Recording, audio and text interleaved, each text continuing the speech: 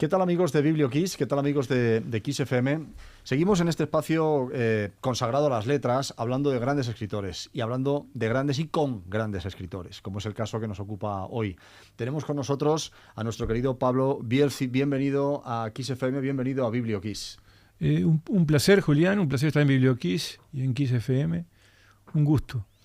Pues un gusto es para nosotros recibirte con este pedazo de libro que remueve conciencias y sobre todo mueve el pensamiento de adultos sobre un tema que sobrevuela nuestra vida desde que el mundo es mundo, ¿no? Sí. Vienes además con el refrendo de un éxito apabullante con anteriores trabajos, La Sociedad de la Nieve, no solo la película en la que también participaste como productor asociado. Vamos a empezar por ahí, porque claro, cuando uno escribe, bueno, es muy romántico, está todo muy bien, ¿no? Libros, vamos a escribir, vamos a vaciar lo que tenemos.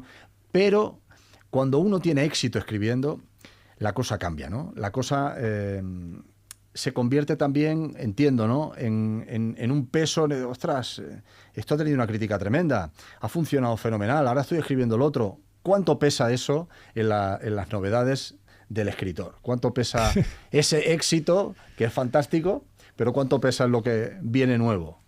Está muy bien la pregunta, Julián. Me encanta además hablar contigo porque sos un colega. Bueno, o sea, no, por Dios. Pero soy sos un colega que escribe. Un aficionado. Pero se nota hasta por las preguntas que sos un colega. Te voy a ser totalmente sincero. La vida de una persona que nos gusta, yo pienso que a todo el mundo nos gusta contar historias. Los que nos dedicamos a esto somos menos, hasta por circunstancias fortuitas. Hay que tener tiempo, hay que entrenarse, hay que tener disciplina, te tiene que apasionar. Hay elementos que nos hacen diferentes de otra persona que puede ser, no sé, un abogado que le gusta contar historias pero que no se dedica a esto. Y respecto al peso de las obras anteriores, lo que a mí me pasó, que es una circunstancia que es peculiar, que le puede haber pasado a muchas personas, es que mi primera novela, que generalmente La suerte del principiante, lo que quieras, que es una novela juvenil, yo la empecé a escribir a los 24 años, se publicó a los 29. Y fue una novela de aventuras en la Amazonia. Yo he hecho un viaje por la Amazonia brasileña, ecuatoriana, colombiana, durante 6 meses. Y esa aventura la trasladé hice unas crónicas de costumbres primero y después a una novela. Y le fue muy bien, Julián. Entonces, muy bien, se publicó en español, se publicó en portugués y se publicó en inglés. Entonces se vendía como un libro de bolsillo en Estados Unidos. Entonces a los 29 años yo pensé que esto de escribir era muy fácil. Conseguí un amigo hasta hoy, un agente literario, y cuando mi segunda novela, que era una novela sobre... Te cuento esto para que veas el sube y baja. Que es fundamental. El sube y baja, claro, el contexto. Es como tú no puedes... Una vida no puedes empezar por la página 140, la vida empieza por la página 1. Total. Entonces, a los pocos años, a los 2, 3 años, le mando a mi agente, que sigue siendo mi amigo hasta hoy, que era el agente Jorge Amado. Jorge Amado era amigo de mi suegro. Todas las casuísticas o las causalidades de la vida. Y le mando esa segunda novela y me dice, pero Pablo, yo no te pedí una novela de amor. O sea, entonces yo desde muy joven ya aprendí lo que es, para decirlo de una manera, lo popular y la frustración. Claro.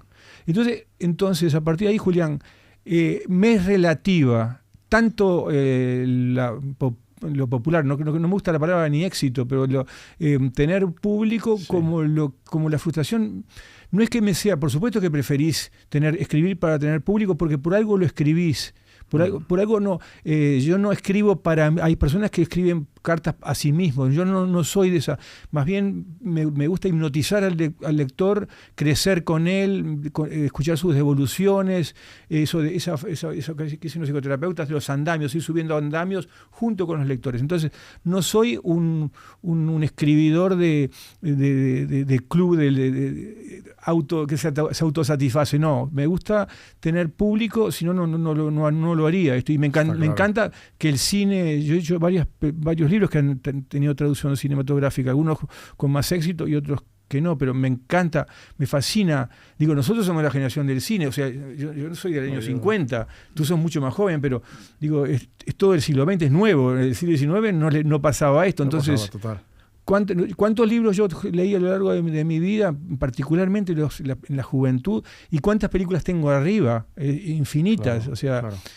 Entonces sí me gusta tener gente popular, que se acerque, gente ¿no? que se acerca. No me gusta la palabra de Totalmente. éxito, pero Claro. sé que la frustración es parte de esto. Como te decía antes de la entrevista, Julián, querido, incluso siempre, todas las obras que yo hago y que aparentemente termino y después pruebo y están muertas, no vibran, lo tomo como un entrenamiento, no lo tomo como una frustración. Eso está bien. Claro, importante en esto es saber que hay alguien al otro lado, que efectivamente El niño que heredó el silencio, que es la novela que viene a presentarnos hoy Pablo Bierzi, va a caer en las manos de alguien que la va a leer, la va a interiorizar. Es tan importante eso como tener la propia historia. Grandes historias en La Sociedad de la Nieve, pues era una historia que todos conocemos, una historia realmente impactante desde todos los lomos y todos los puntos de vista. Y en este caso, pues estamos hablando del abuso infantil, estamos hablando de cómo los adultos reaccionan a eso o reaccionan a lo que se parece a eso, ¿no? Es una historia también muy potente, ¿no?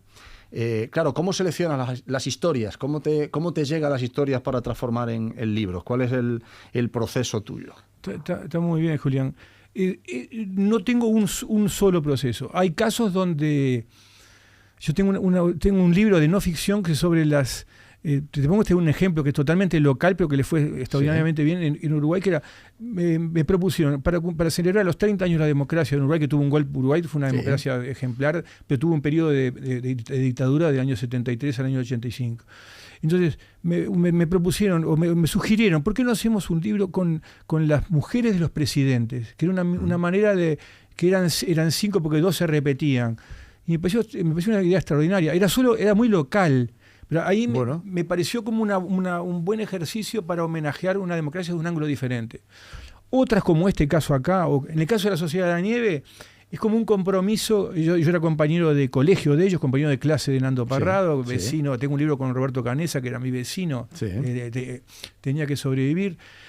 Ahí era un compromiso casi también con los que no volvieron, porque eran también mis amigos. Uno de mis compañeros de clase tenía 2 en el avión. Uno que es Nando Parrado, que volvió y caminó, y otro que era el cabecilla de la clase, quedó en la montaña. Entonces, y por eso que en el año 2002 yo hice una especie de crónica que se publicó en un diario que se llama El País, que es el principal de Uruguay, que se titulaba Nosotros los Otros. O sea, estaba contado desde el punto de vista de los muertos. Y en cierto modo con Juan Antonio Bayona, cuando llega a interesarse por esto, a mí y a los sobrevivientes nos pareció una manera espectacular, porque habían pasado muchos años y podíamos contar realmente la historia completa. En ese caso ya es una suerte de compromiso, Julián. Tú me preguntaste las motivaciones. Y en otros casos como este, que particularmente, y que me atreví a hacerlo por el éxito de La Sociedad de la Nieve. También eso, ahí sí se juega lo que tú decías, cómo es el pasado o el pasado reciente, cómo te condiciona a la siguiente obra o a la que viene después. Todo está conectado con todo, obviamente. Totalmente. Reconozco que el hecho de que La Sociedad de la Nieve, el libro, que desde el año 2008, después se reeditó, ampliado en el 2022, que lo haya tomado J. Bayona y Belén Atienza y Sandra Armida, las productoras, y de las cuales yo soy productor asociado, y que se basa en el libro y trabajé en el guión, como estoy como desarrollo de guión en los créditos, que haya llegado a 250 millones de personas, te da como una suerte de coraje si hay temas que lo estás guardando desde hace mucho tiempo porque no te atreves, como es este caso del niño que le dio silencio, literalmente no me atreví a tocarlo, conozco de cerca, muy de cerca, y me daba cuenta que cuando hablaba de él, la gente es duro, mirá que estás diciendo que las familias en realidad tienen secretos que pueden implosionar, o sea... Pero incluso esto que dices... Incluso con el protagonista, ¿no? Porque él ya tiene una vida más o menos estable, reconstruida, tal. Claro, él también tiene que volver a aquello, ¿no? Exacto. Sin destripar mucho el asunto, que no queremos destriparlo. Pero claro, esto también le pasa a él. Absolutamente. ¿A dónde viene esto ahora, no? Claro, con esta peculiaridad, Julián, y te lo comparo un poco con La Sociedad de la Nieve. De lo más significativo en La Sociedad de la Nieve es que no fueron rescatados por otros. Exacto. No fueron rescatados por otros. Se rescataron solos. Eso es, en el libro que hice con Roberto Canessa, que se llama Tenía que sobrevivir, es eso. Roberto trata a niños que tienen cardiopatías congénitas porque nadie va a rescatar, ningún médico quiere tratar a esos niños. Entonces, él es el rescatista que no tuvo en el 72 cuando tiene 19 años. Entonces, en el personaje acá, el sufrimiento de ellos, el sacrificio fue más físico, también fue psicológico, pero el trauma de ellos lo elaboraron o lo resolvieron en la montaña.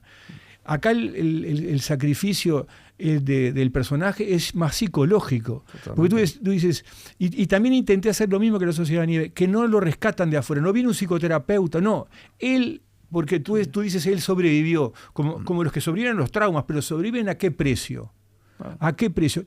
Le congeló eso se llama la disociación, que es esos recuerdos no tienen más emociones, e incluso la identificación con el agresor. Él hereda al omnipotente, poderoso perpetrador, lo hereda que se muere cuando él tenía 12 años, lo hereda el imperio y le pone el nombre, incluso a la gran empresa, el mismo nombre, Pardos Morín. O sea, es como como si fuese otra persona. Es identificación con el agresor y se disocia. Entonces, ¿cuál es el costo que tuvo para este personaje esos 40 años que vivió como un témpano de hielo y que trata de reconstruir? Eso es una cosa para mí importante. Si me metía en este tema, Julián, yo decía, si me meto en este tema, primero quiero ser explícito y descarnado porque lo conozco de esa manera. No lo conozco por libro, lo conozco porque me picó muy cerca. Claro. Conozco abusados y abusadores porque en mi época, cuando era niño, adolescente y joven, de esto no existía, pero se hablaba crudamente porque no había condena. No había condena social. Entonces yo tenía dos imperativos. El primero era contarlo de la manera cruda. Y el segundo es cómo hago para que el lector me acompañe hasta el final. Y ahí surge ese género que utilizo, que le llamo thriller psicológico, que es una suerte de casi de un policial donde uno no sabe cómo el perpetrador murió en un accidente. Esto se sabe en ese primer capítulo.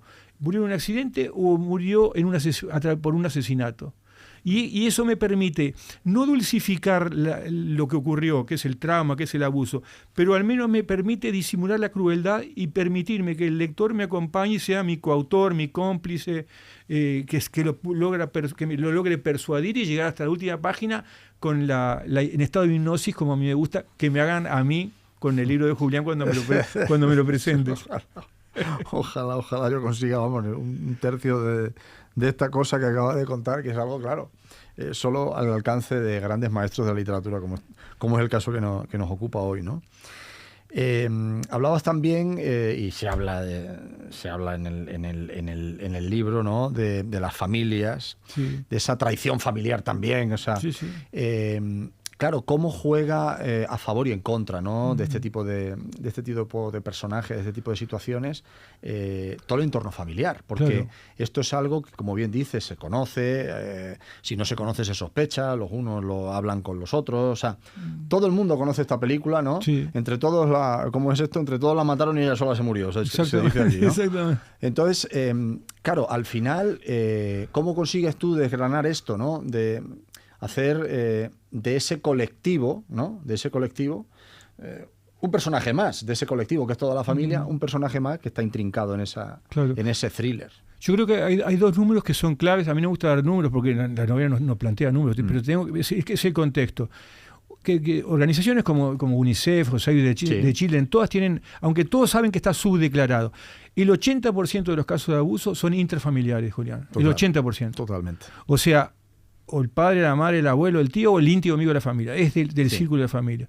Y el otro número que es clave es que el 85% sale a luz. Ayer el otro día un periodista me decía, sí, es como en el fútbol, las tarjetas rojas son pocas, pero ¿cuántas agresiones hubo en el partido que no se... Bueno, acá el 15% es lo que sale, el 15% sale a luz, el 85% no sale a luz. Entonces, imagínate la cantidad y la calidad, porque son del círculo más íntimo. Entonces tú me preguntabas, ¿cómo juega la familia? Es un papel clave. O sea, como dicen los psicoterapeutas, que es un tema que además, como lo viví muy de cerca, lo leo desde que soy adolescente. A mí me fascina el tema de la psicoterapia, estudié psicología hasta que vino un golpe de Estado en Uruguay y se cerró todo. Me fascina el tema de... Los psicoterapeutas dicen, para que exista el trauma en el abuso, tiene que haber el hecho en sí, el abuso, que puede ser simple o complejo, que puede ser un solo hecho, no sé, una niña que la manosean o algo peor, o recurrente en el tiempo, que yo lo uso la compleja, que continúa en el tiempo, sí. de 6 a 12 años. Y lo segundo clave es el silencio, es que ese niño que es analfabeto emocional, que no le sabe poner palabras a lo que está ocurriendo, que sufre un cortocircuito, donde el perpetrador se le anida en la psique como un parásito.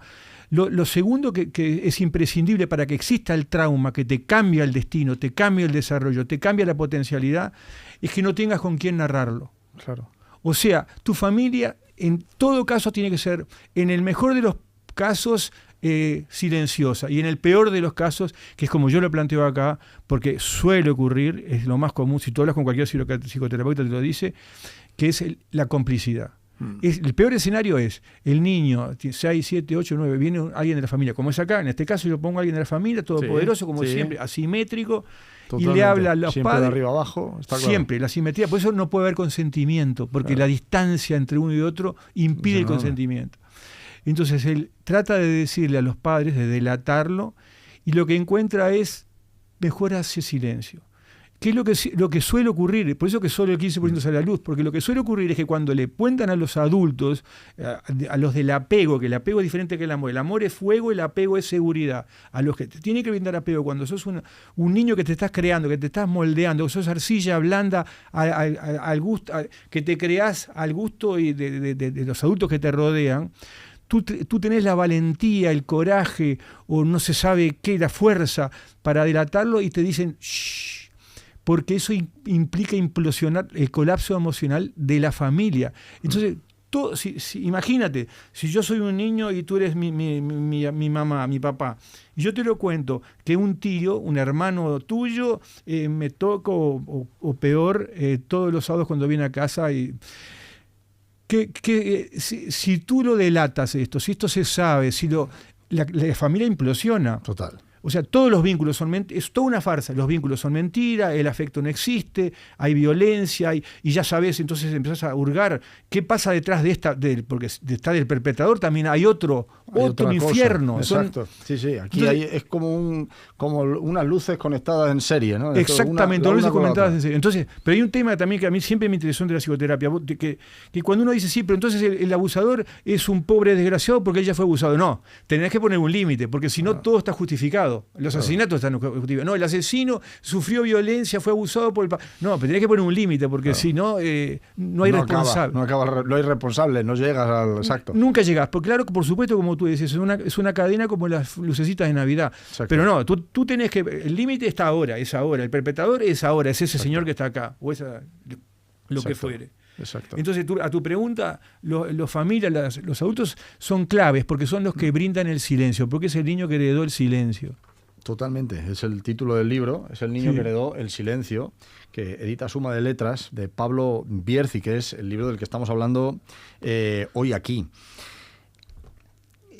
Hablamos de las historias, son historias humanas extremas en cualquier caso. Sí. Hemos hablado de La Sociedad de la Nieve, estamos hablando de este libro que también es una vivencia extrema de un personaje que sufre esta cosa, y de todo lo que estamos contando. Ese contexto familiar, esas relaciones personales, esa relación con el abusador, porque claro, estamos hablando de todo lo que tiene que ver con el entorno, pero también se relata aquí muy crudamente cómo es la relación, es decir, del uno con el otro, que también que es lo más terrorífico del dato, ¿no?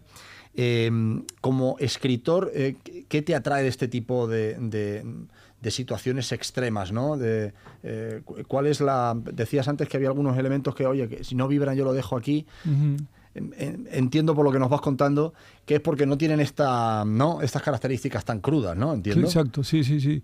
Yo aprendí esto, Julián, que lo aprendí con La Sociedad de la Nieve, lo aprendí cuando tenía que sobrevivir, que si el relato es extremo, el relato es desmesurado, si lo cuentas de una determinada manera, si logras la empatía con el personaje, el lector no le teme, o el espectador en el caso no le teme a la desmesura, porque cada uno lo pone a su escala. Claro.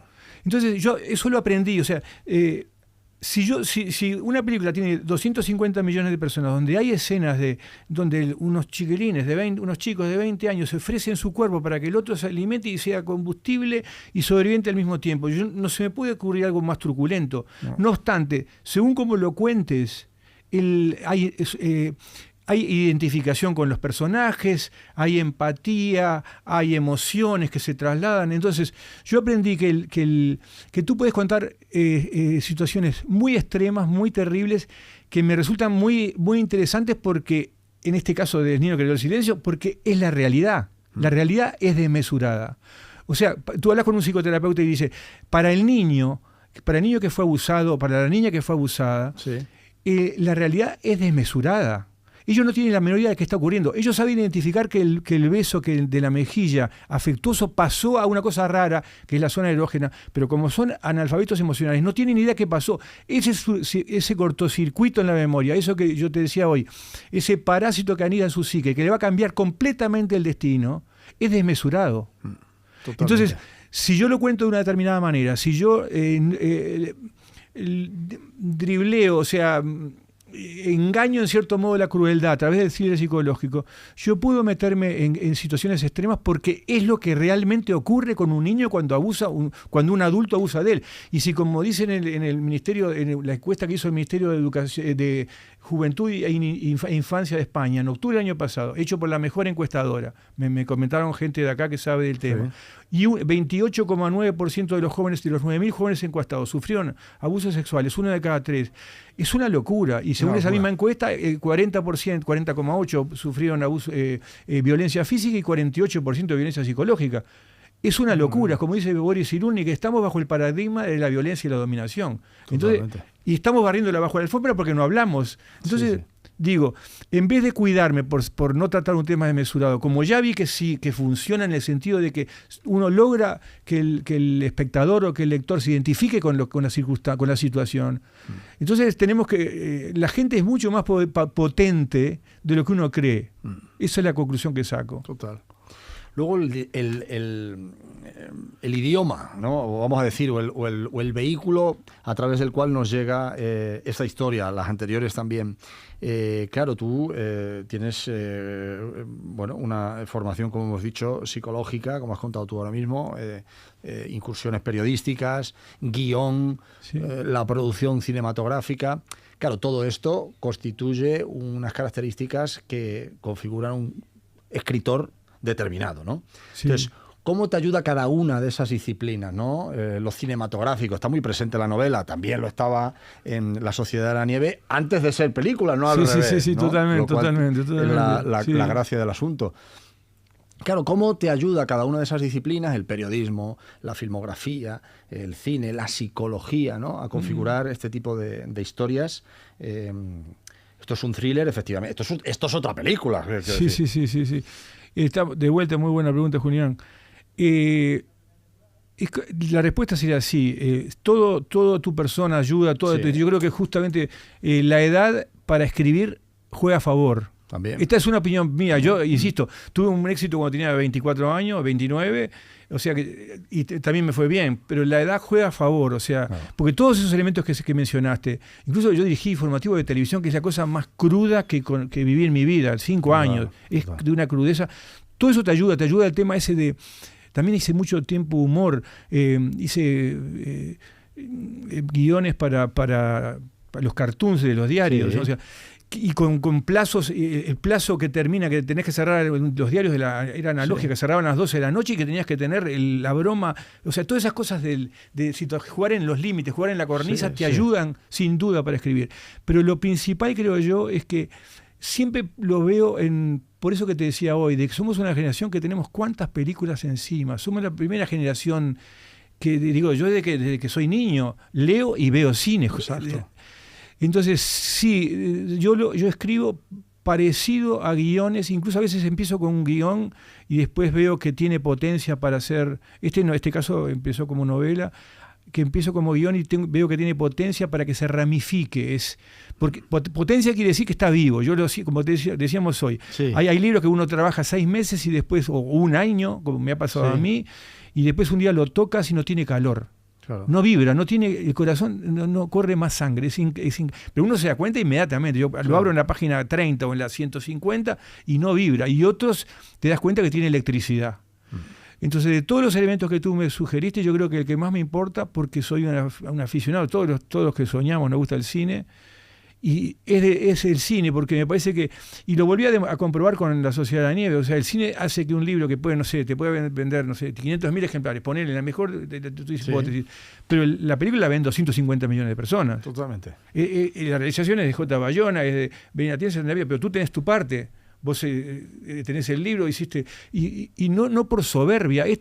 Son como granitos de arena que creo que nosotros, los que nos gustan las comunicaciones, como a Julián y a mí, y a ti a través de tu poesía, y a mí que a través de la narrativa, no es que tengamos como una misión en la vida, pero sí tenemos una suerte de compromiso de aportar granitos de arena en lo que creemos que nos mejora los vínculos. O sea, este tema, que yo lo conozco desde que soy niño, que yo no hice nada cuando me lo contaban, los abusadores y los abusados, que lo tenía cerquita. Sí. Yo nunca hice nada. Y si ahora tengo la oportunidad de publicarlo, y tengo la oportunidad de estar contigo en BiblioKiss, hablando de esto, ¿por qué no lo voy a hacer? Si es un tema que yo sé que es durísimo, que existe, que es la realidad, y yo tengo esa oportunidad de tener es un compromiso que cuando me tenga que ir, me iré, pero algo como tú, como todos, a su manera, un granito de arena hemos haber aportado, ¿no? Algo. Ese granito de arena. Exacto. Porque si no, ¿para qué estamos acá? Totalmente. Pues El niño que heredó el silencio de Pablo Bierzi está ya en todas las librerías. Y esta pregunta se la solemos hacer a toda la gente que viene. Y hay algunos que, que sabemos que efectivamente están en otra cosa y otros pues igual no. En el caso tuyo estamos convencidos de que ya estás con la cabeza en otra cosa seguro, por el ratito que llevamos charlando, sí. ¿No?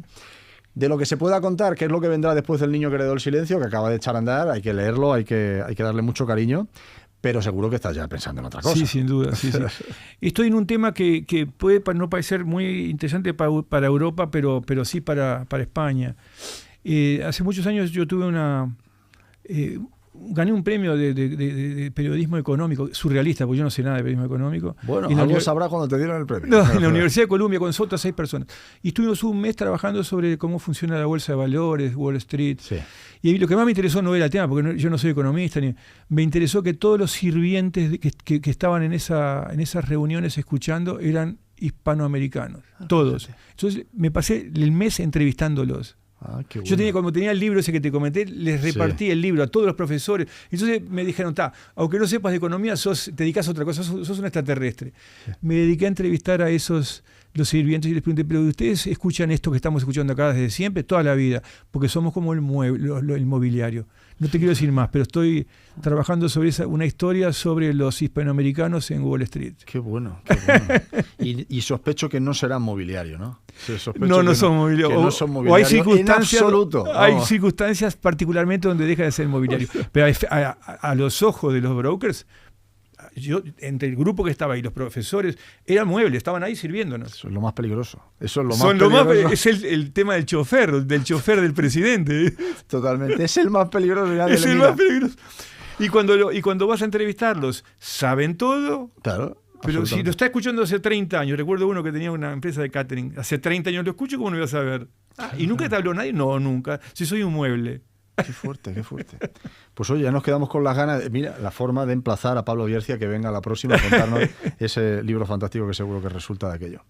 Pablo Bierzi ha venido a contarnos qué es esto del niño que heredó el silencio y lo ha contado, yo creo que, bastante bien, sin destripar los libros, que como nos gustan a nosotros, porque hay que leerlos. Los libros hay que comprarlos y leerlos.